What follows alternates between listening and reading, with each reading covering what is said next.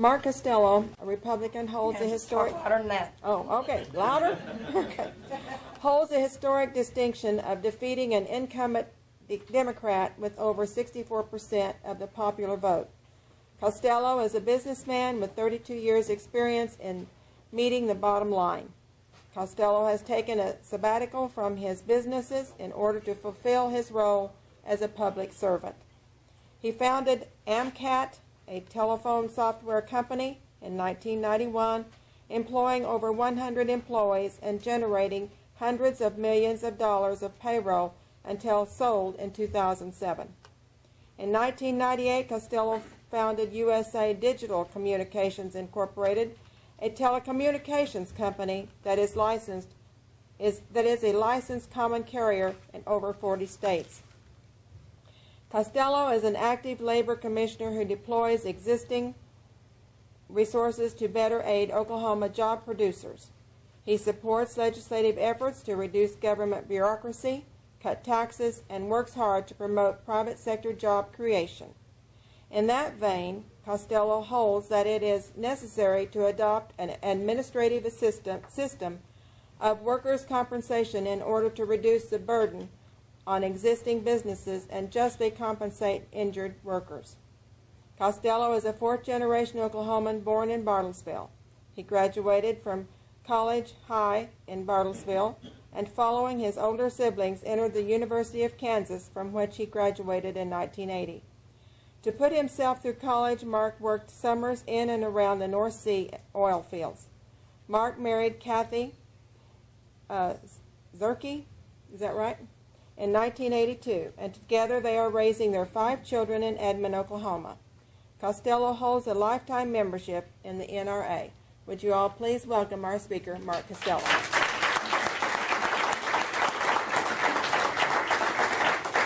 Thank you, Rhonda. It's a privilege to be here. And it's kind of a long intro. We'll have to shorten that for the next group, but most of it's true. Except we didn't have hundreds of millions of dollars worth of payroll. We had hundreds of millions of dollars worth of sales. So I'll have to correct that for the next time because it makes it sound, bigger than it is. I noticed when I came in here this evening that you actually have something called Principles and Values, and you publish them. It kind of reminded me of Pontius Pilate when he's questioning Jesus, and he says, "What is truth?" Kind of like it was an alien concept to him. Oh, I think there's a lot of people who would find just the concept of principles and values to be alien. Certainly they couldn't define them, or they wouldn't define them, and if they did, they wouldn't be these. So congratulations for having defined them, put them in writing, put them on your shirts, put them in cards like what I got here today. I have a couple of principles, at least political principles, that guide me.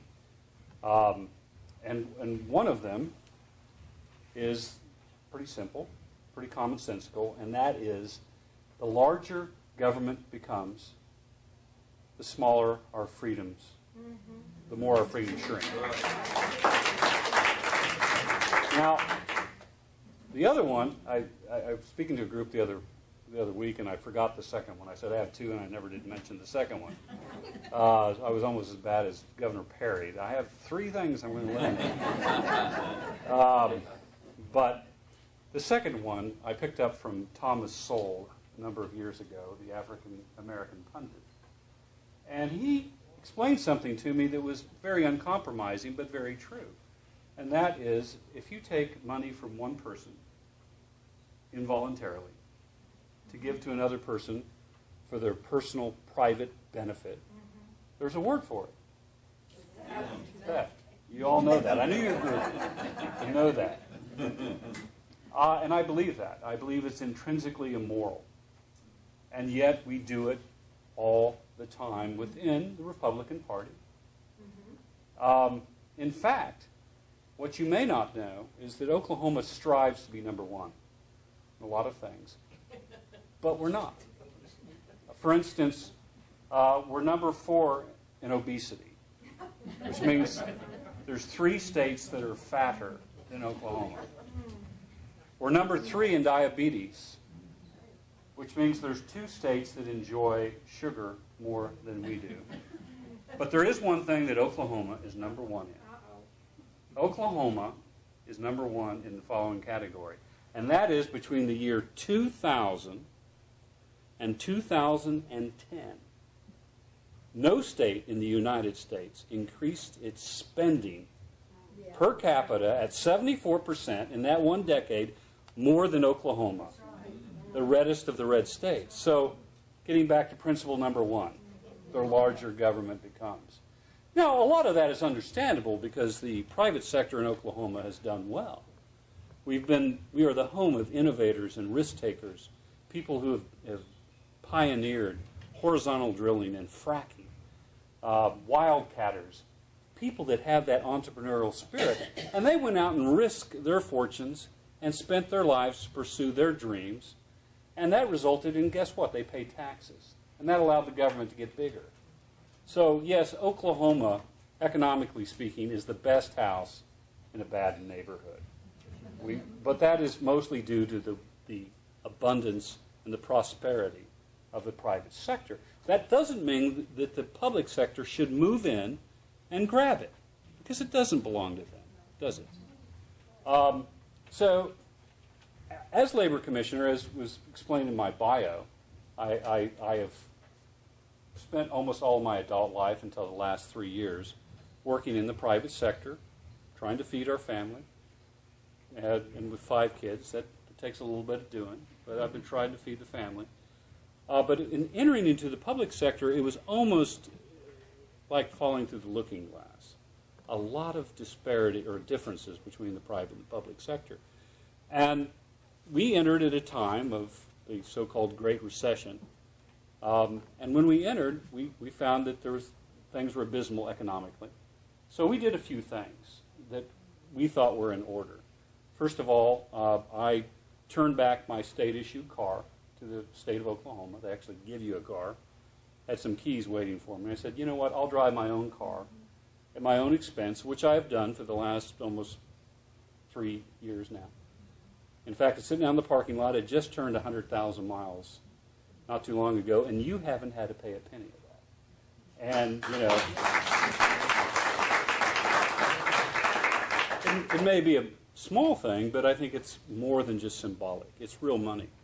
Another thing, when I came into office, and I'll talk a little bit about cars today. I love cars. But when I came into office, I found that the state of Oklahoma our department was leasing cars from another agency. Well, the cost of those cars was in excess of $600 a month for old Chevrolets.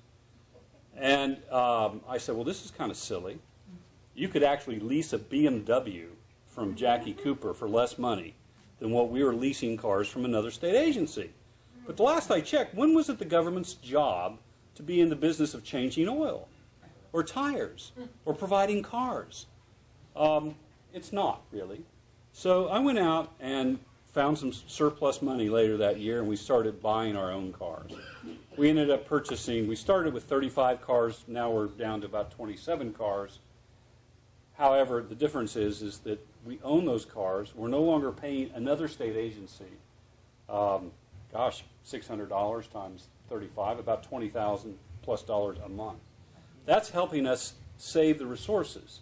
So we've done some other modifications within the Department of Labor. I'd made the decision to shutter the Tulsa office, right here in Tulsa, Oklahoma. What is this, Tulsa? Shutter the Tulsa office. Why? Because we had 7 unique visitors a week. 7. Had a dozen or so employees. Now, mind you, some of them worked out in the field. But look, we shuttered the office. We gave the employees the opportunity to relocate to Oklahoma City. Some of them chose to, most of them did not. But people said, well, that's bad political optics. And I said, I don't care. It's not. Didn't seek office, take this time of my life to create political optics. Why is it that the people in Poto are not as important as the people in Tulsa? They are. So what we have chosen to do, instead of keeping an office open for political purposes, we've chosen to deploy technology. I noticed that Rhonda had one of those big giant new phones. You're back there. And I was going to pull out a phone, but it's back there, I must be. But we have in our pockets, most of us at least, technology which is 21st century. We can access the internet. But if you go into, or when I came into the Department of Labor, it was distinctly 20th century and not very developed 20th century technology. So what we are going forward in the Department of Labor is if you want to make an application for wage and hour disputes, you can do so online. You'll be able to make applications for licensing online. And you don't have to drive from Poto to Oklahoma City to make an application for a burglar alarm and locksmith's license. You can go to the local career tech, over 32 different career techs, and a dozen or more community colleges that you can go and take that test. Pretty simple stuff.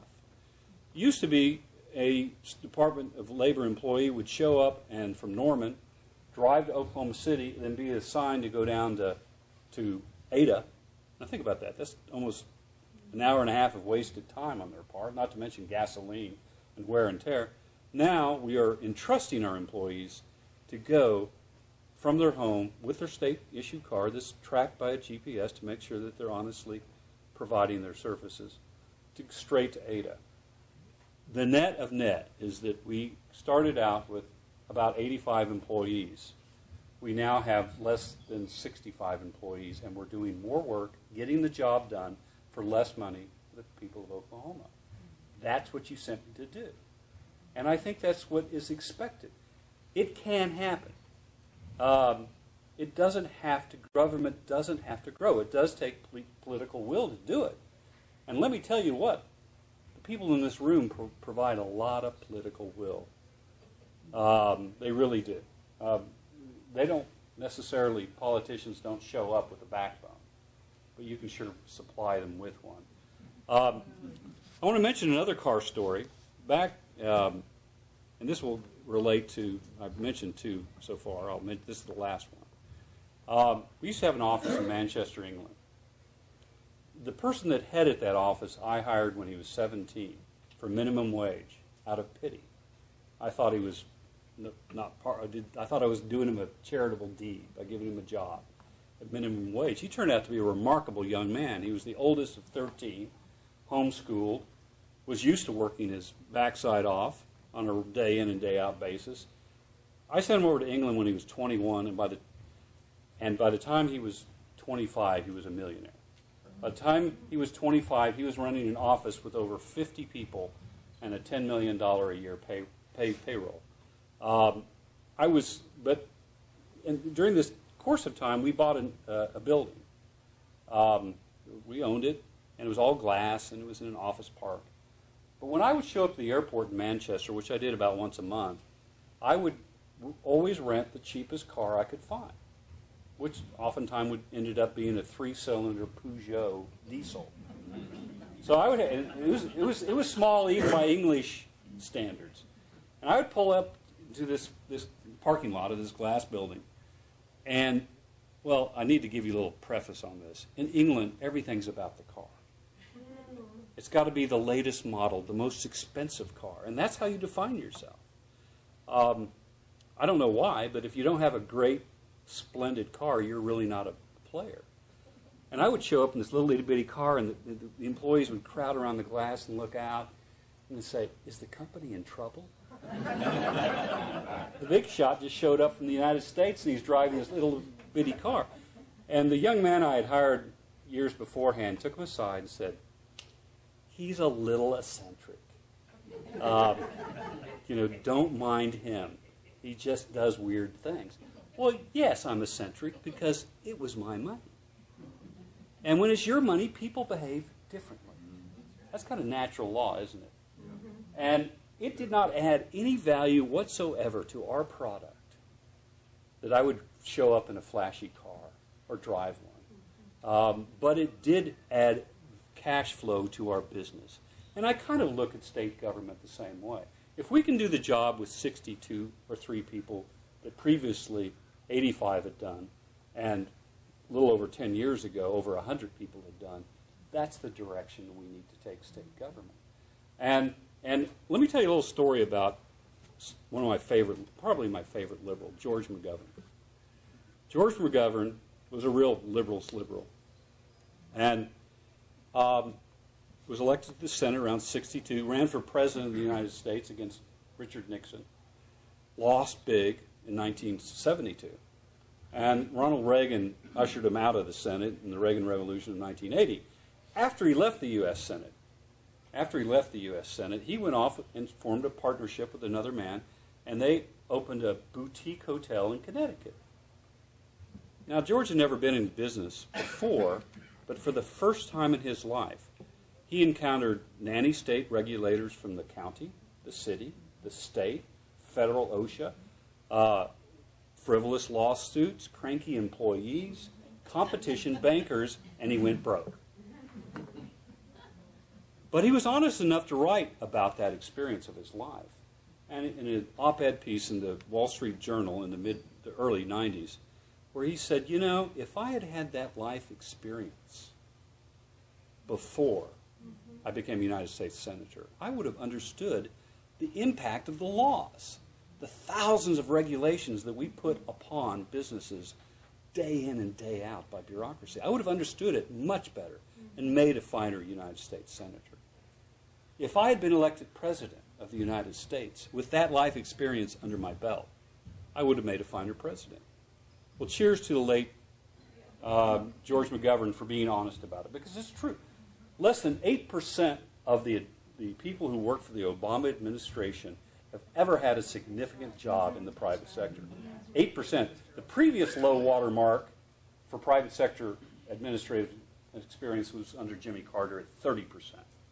These people are significantly different than those people who live outside the Beltway. And it comes from their world view. And we encounter it day in and day out. But this isn't the first time our country's encountered what we have encountered.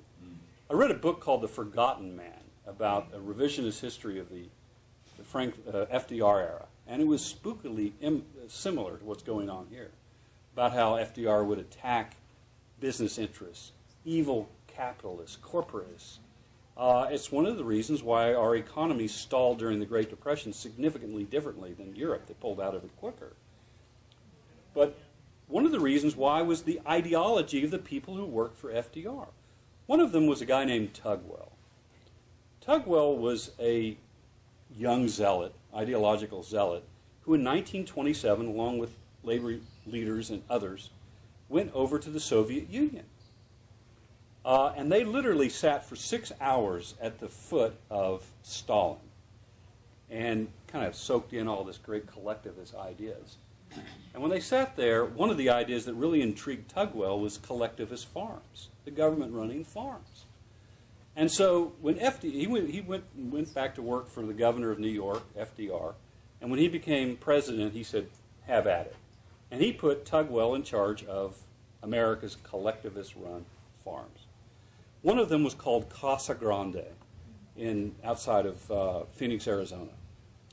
And everybody who worked at Casa Grande, at the government-run farm, was paid the same amount, $5 a day, from each according to their ability, to each according to their need type of thinking, the leveling of society. $5 a day. And there were 5 guys there who were in charge of milking cows. And I've never milked a cow. I understand it's really hard work. But 2 of them had a little bit of common sense. And they went up to, they realized that if they would get some automatic milking equipment, they could milk a lot more cows. So they went to the head of the collectivist farm, and they said, look, 2 guys can milk a lot more cows than 5 guys. We can produce more milk, make more money for the farm, and guess what happened to them? Gosh, you guys are smart. They got fired. You're absolutely right. They didn't get the memo. The purpose of government, apparently, is not to create wealth or prosperity or freedom or leave people alone. The purpose of government is to create jobs. So they got fired. But how is that any differently? Who's the presidential candidate that said that his next-door neighbor's 2 dogs had created more shovel-ready jobs than Obama? I don't remember who that was, but this idea that government should be in the business of creating jobs is not just in Washington. I like to pick on Washington. But I didn't realize until I got into government how many bureaucrats we have in Oklahoma who are in the business of business development. Hundreds and hundreds of them. And like I said, I've started businesses my whole life. I wasn't aware that there was this other world of people out there doing this. And if you go and talk to them, of course, I've never talked to one who actually ran a business, but some of them actually worked maybe in high school in a private business, but they're really good at like helping you fill out that application for the SBA loan, or bird dogging where those tax credits are, or helping design a website. But then it occurred to me after talking to them, the idea that a business person needs a bureaucrat to help them be successful if that business person has the right idea that the marketplace wants, that will reward him with a profit. The idea that a business person needs a bureaucrat to be successful is about as smart as thinking that we need to hire sex education teachers in order to get boys interested in girls. I think boys are going to figure it out on their own. And let me tell you what, it was on the Drudge Report this morning that Twitter and Facebook and Google and all these great companies, I can't mention them all, that have been formed, were formed with less capital that the government has spent on this defunct, unoperational monstrosity of a website. $630 million that's been spent. That's more capital than all those great companies combined. Yes, sir. Do you think that they're actually spending that much, or it's being funneled other places too? Well, that's a good question. We're in the days of millions of tugwells out there as community activists. Make no mistake about it, times are different. Yes, sir. I developed government systems, and believe me, they spent the money. Well, let me tell you another government project that may interest you. Milton Friedman, Nobel Prize-winning laureate. About circa 1959, he went to Korea. And he was brought out to see a big roads works building project that was going on, maybe the same ones you got going on here in Tulsa. I don't know. It went on for a long time. But he went out, and his host showed him hundreds and hundreds of men who were using shovels, and they were moving dirt. And the host was rather proud of this activity they had going on. So Milton Friedman kind of scratched his head and said, why don't you have Caterpillar tractors out here, heavy earth-moving equipment? Why don't you do that to build these roads? And he goes, oh, no, look at all the jobs we're creating. Milton Friedman said, well, why don't you just hand out spoons? You know, look, let me tell you what. People don't get it that work in government. They really do think that they are the center of the universe, that they are smarter than the guys that work for Goldman Sachs, that they know more about your money and your children and your dreams than anyone else. And they're wrong. They're very wrong. They share different values. They share different principles and different values that we have. Another part of my life experience, when I get back to England, I enjoyed going over there, particularly in July, August, and June, because it was very cool there and very hot here. But early on, I was part of the employment process, interview process. And I think you can find out a lot about a person if you ask them one question: who are your heroes? And so I would always ask them, or the ones that I interviewed, which Englishman do you admire most? And occasionally they would say, well, living or dead. I said, well, which Englishman do you admire most, living or dead? And so I would get a whole variety of answers. And occasionally you would get a Richard Branson or Lawrence of Arabia. Typically you'd get a soccer star or a pop star. Really what I found out is probably not that different than what's going on in America today. They are not particularly inculcated with real heroes. Now, I do remember, though, there was an Irishman that worked for us who had previously been hired before I started asking this rather pointed question. And his name was John Jordan. He was from Limerick, Ireland. So I turned to him one day and I said, John, I said, I've asked everyone else here this question, I'll ask you. Which Englishman do you admire most, living or dead? And John said, oh, I admire them much more dead.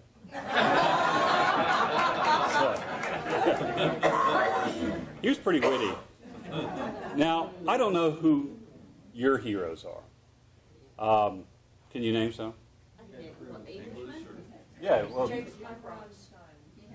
I don't know. James Clark Ross was a explorer. He joined the Navy in England at the age of 11. He was commanding his own ship while he was still a teenager.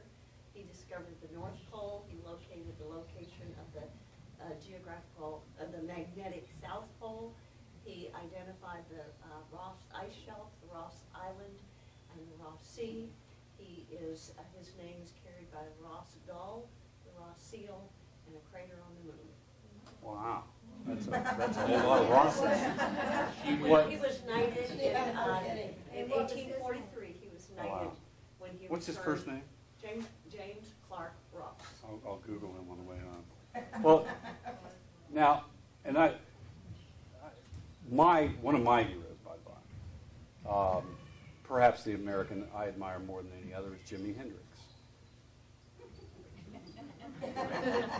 Probably not the Jimi Hendrix you're thinking. Now, the Jimi Hendrix that I'm referring to was the oldest child of 14 of sharecroppers out of Arkansas.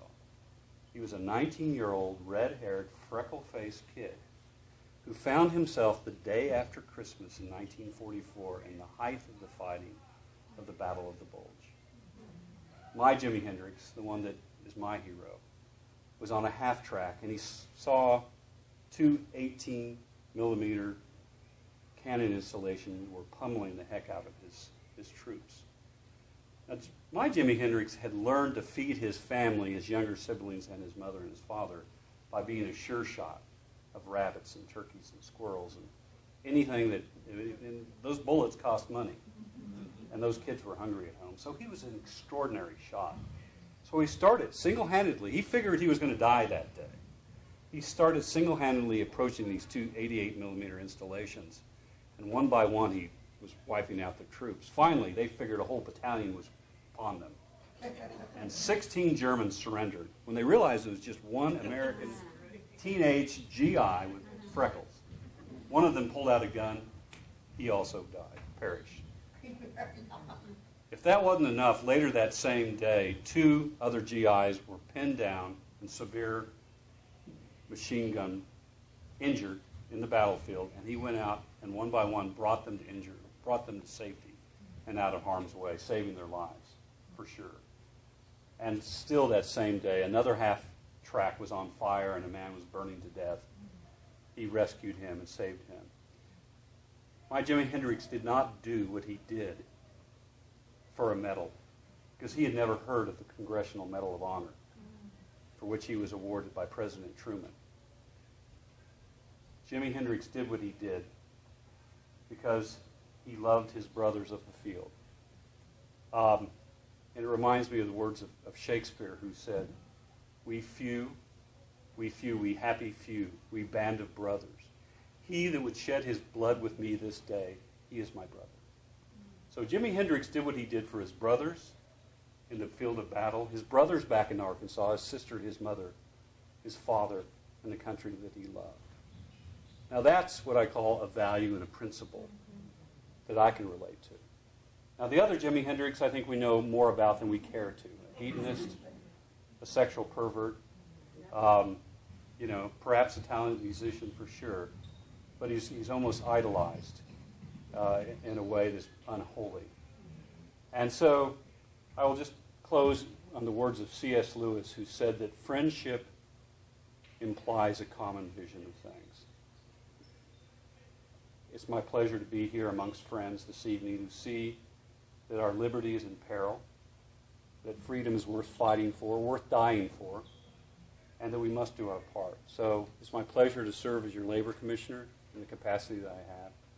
And Does anybody have any questions? Questions. They want to ask the commissioner? I wondered what the status is on the workman's comp. well, thank. What we're going with that. Well, we got what I would in 2010. I formed a little group called Workers' Comp, not Lawyers' Comp.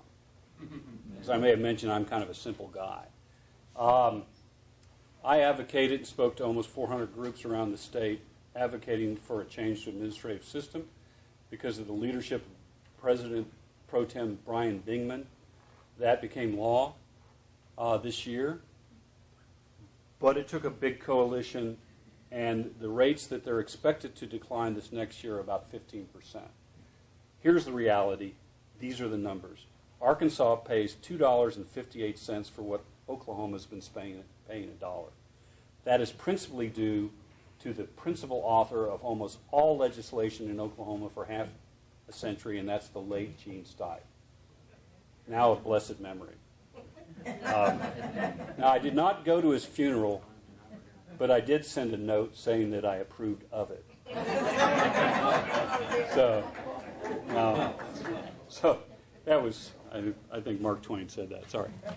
The one criticism I have heard about the new workers' comp system, and I personally, I think it's a good idea, but are you confident yourself that the way the law has been made, that workers will truly be taken care of in a fair manner?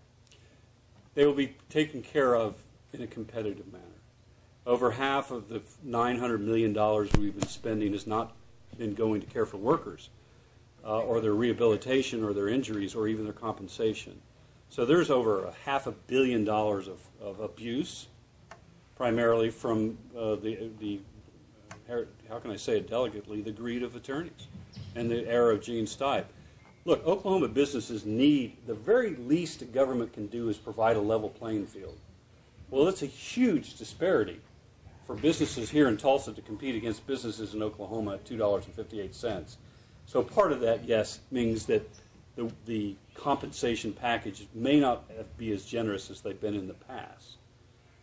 But the biggest changes come from who decides which doctor you go to first.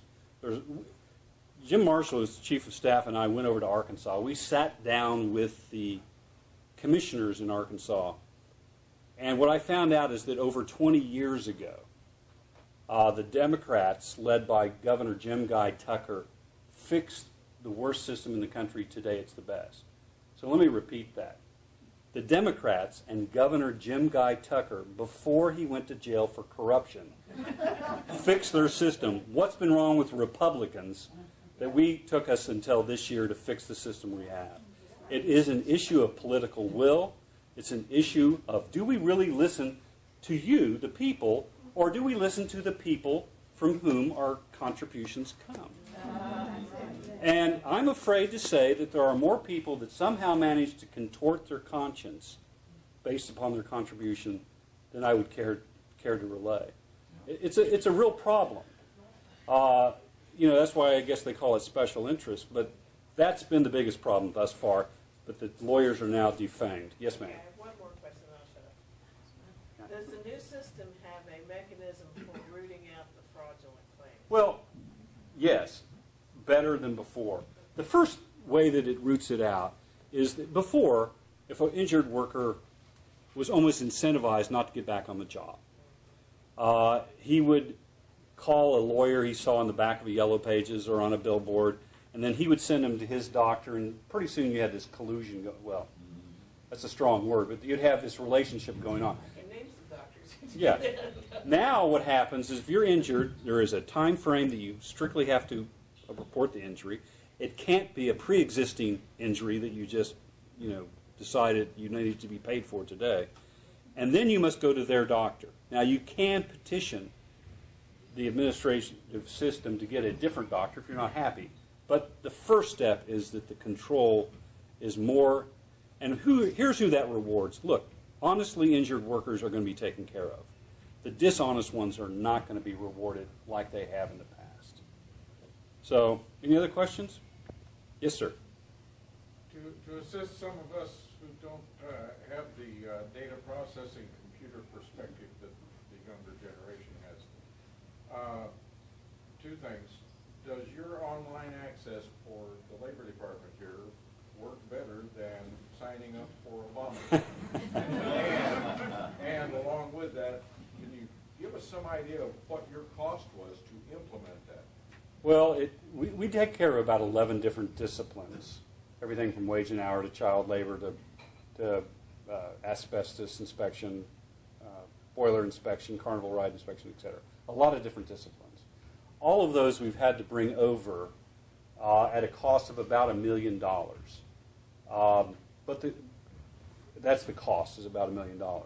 It's an unfolding process that is occurring now and over the next year. And the answer is yes, it will work better than the Obamacare website. So or I'll quit. Out about $653 million Too much. But we can actually look at the investment we're making and see that the man hours that are data is being put manually, being touched 2 and 3 times or more, and being inputted manually. No reason for that in this day and age to have all these manual redundant processes. But it does require an investment, and we have been investing, saving our pennies. We've been very fortunate to get a hold of some good people within the Department of Labor that know what they're doing. Stacy Bonner is spearheading that. So we'll make the investment, but just like we did in the cars, the payout will be big in terms of, we didn't ask for any more money from the state of Oklahoma. We are actually going to reduce fees this next year, and hopefully more in the following year, because it can be done in state government. You just got to have the I desire. suppose you don't even have navigators. Yes, sir. How involved are you with the Insurance Commission?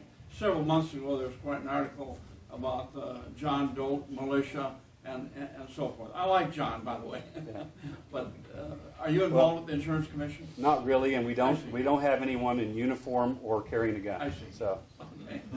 well, that's okay. if we show up, you're all right. Thank you. There was one, I think. Yes, sir. I've been maybe a little disappointed in the legislature because we've had supermajority Republicans, but they seem to be very timid. And I mean, I do appreciate your stories and things. And I guess one way you go about change is agency by agency. But what can we do to help speed up some of the processes and get a little bit more of a sense of urgency on the legislative side? Well, first and foremost, elect the right people and make sure that they don't take their marching orders from people who are lobbyists or people that make donations based upon that. Follow the money. I mean, sure, everyone's going to talk a good talk when they're elected. And give you an idea of how frustrating it is to operate state government. Here's just a little chart we worked up in the last day. We had 2 employees that were merit protected. Have you guys ever heard of merit protection? Merit protection is basically a reform that was introduced 60 years ago plus to make sure that a new governor coming in didn't fire everybody and put all of his own cronies in. Fair enough. In the day, it was the right thing to do. But what it is morphed into, and this happened to me the first day I was in state government, or first week I was in state government, I went to the merit protection, they were explaining all this, and I said, wait a minute. I said, what happens if a merit-protected employee shows up going to work and is drunk? Can they be fired? The answer, no. I said, really? That was kind of a shock. You can't be fired. What do you have to do to get fired? Oh, you have to show up repeatedly drunk. That's like if you, so here's what happens as a result. A previous commissioner, not myself, tried to fire an employee. He goes before this merit protection commission, who thinks that, I guess, the state is evil or the government is bad for trying to fire somebody. And they put them through this rigmarole that ended up costing our agency $192,000 of resources to fire one employee.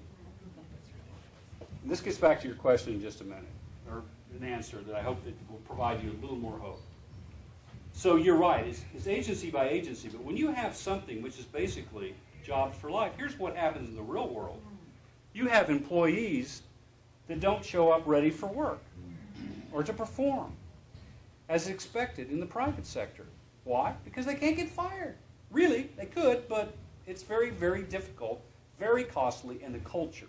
Now, that is not by the average state employee. And so if anyone picks this up on film in the future, I want to say the average person who works at the Department of Labor works hard, is worth their pay, and maybe some more. But when you have that bottom 5% dragging everyone else down, it's a real problem. Just today, we have petitioned some of the people, legislators, and asked that let's do what Republicans with supermajorities should do, must do, and that is to reform government.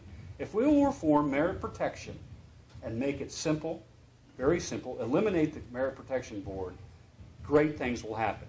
For the state of Oklahoma employees, they'll be able to be paid more because that bottom 5%, maybe 10%, they can be released to industry to seek other opportunities. And the other 90% or so will understand that they serve as public servants. They are not entitled. It is not a right to have a state job. It is a privilege to work for the people of Oklahoma as a public servant. And unless that attitude is permeated through all bureaucracies, then we're going to continue to have this problem. I don't want to spend another $192,000 to terminate a poorly performing employee. It should not be that difficult. But on the other hand, I want to pay people what they're worth. They go hand in hand.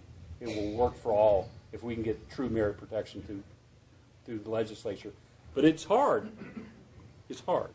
It's not easy. Yes, ma'am. Is there anybody we can support on that, or do you want us to, is there a senator we can call? Or Well, hopefully you'll hear some more about it in the following months. This is kind of like workers' comp. It took a little bit of a slow burn at first and then a bit of a prairie fire towards the end. And yes, at the appropriate time, I'll call I don't it on. remember what it was. What was the CR, or what was the, not CR, the resolution that you submitted at the GOP? It was that like one. 2 years ago. Well, Ronald Reagan said, he said defund the left. He didn't say take funds from the left. So the resolution that I submitted is that if you're sitting across the table from, I should have talked about Zimbabwe or Detroit tonight, but we're out of time, right? You're fine. If you're sitting across from someone who's putting money into your pocket, Kathy, do. I mean, if you're sitting across from someone and they're a public servant and they're putting money in your pocket for your political campaign and threatening you, that's a problem. I advocated that in order to reform state government, Republican politicians ought not to take money from the Oklahoma Public Employees Association and the Oklahoma Education, so OEA, and the Oklahoma Educator Association. Why? Because, well, getting back to what C.S. Lewis said, we don't necessarily share the same values as the teachers' unions. What matters is that in 2004, the OPEA gave $34 to Democrats and only $1 to Republicans. In 2004, they lost the House. Republicans won. Now they give $2 out of every $3 to Republicans. And that's like, paying money to accepting money from the fox. And you're supposed to be guarding the hen house.